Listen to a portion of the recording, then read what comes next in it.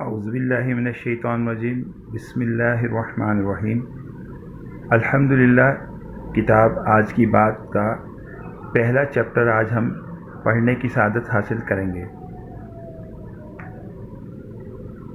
پہلے چیپٹر کا عنوان ہے کلندر شعور کیا ہے؟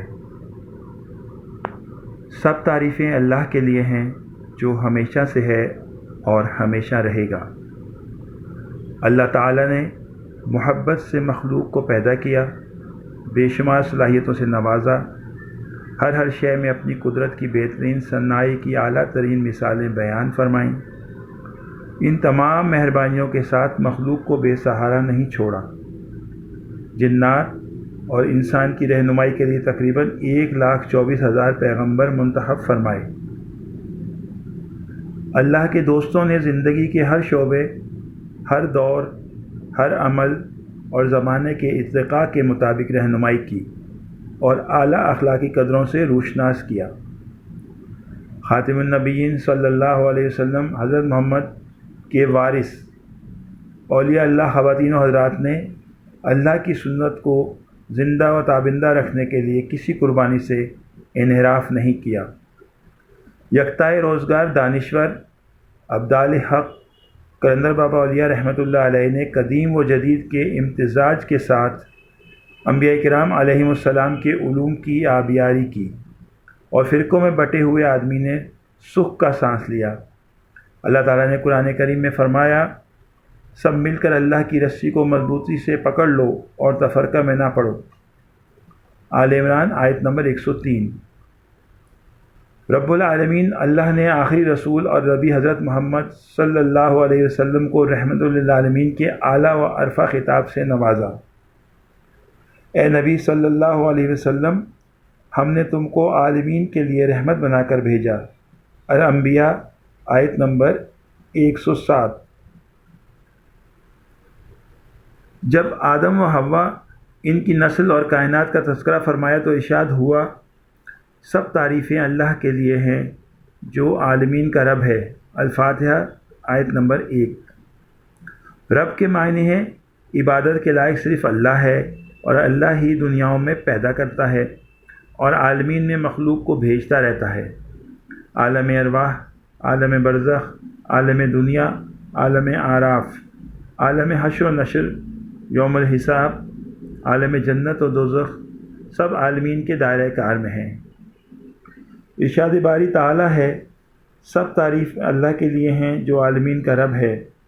رب کے معنی زندگی کے تمام تر تقاضوں، ضروریات، وہ زندگی بیداری یعنی شعوری ہو یا لاشعوری تقاضوں کے تحت شعور سے ماورا ہو، سب کی کفالت کرنا ہے۔ آخری آسمانی کتاب قرآن کریم میں ارشاد ہے، سن رکھو بے شک اللہ کے دوستوں کو نہ خوف ہوتا ہے اور نہ غم۔ سورہ یونس آیت نمبر 62۔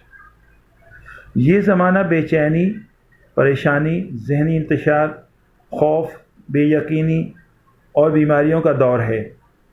گھر گھر دواؤں کے اسٹور نظر آتے ہیں۔ بظاہر ایسا کوئی گھر نہیں جو سکون کا آشیانہ ہو۔ ایسا کیوں ہے؟ میری دانست میں آدمی انسانیت سے دور کبر، حرص و ہوس، خود غرضی، جہہ طلبی اور لالچ کے خود ساختہ جال میں گرفتار ہو گیا ہے۔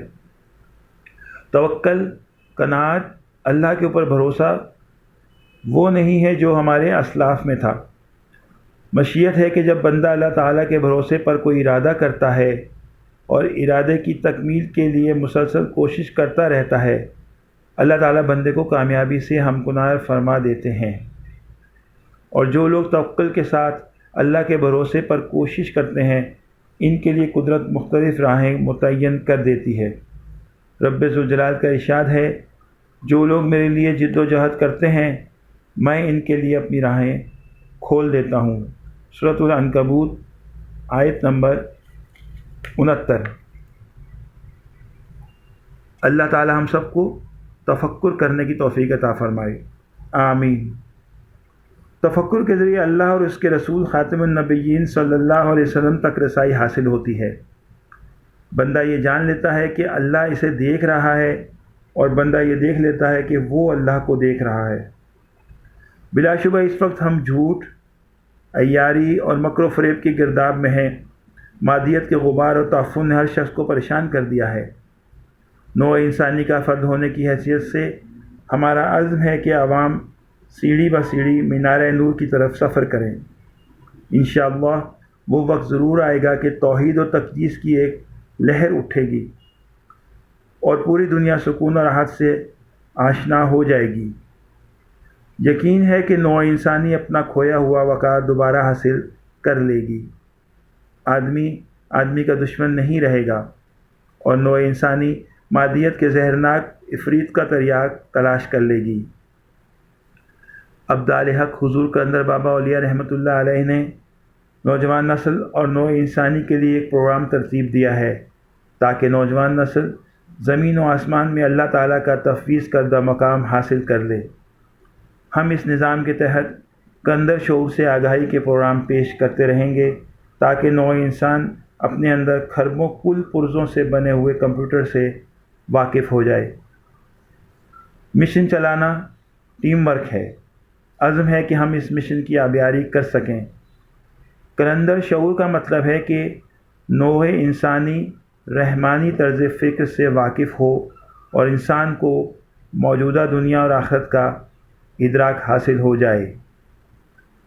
انشاءاللہ الستو بربکم کی آواز سے نوع انسانی واقف ہو کر کائناتی اسرار و رموز کو سمجھ لے گی۔ جو کچھ عرض کیا ہے وہ ایسا ہے جیسے تالاب میں ہاتھ ڈال کر ہلا دیا جائے اور تالاب میں ایک کنارے سے دوسرے کنارے تک دائرے بن جائیں۔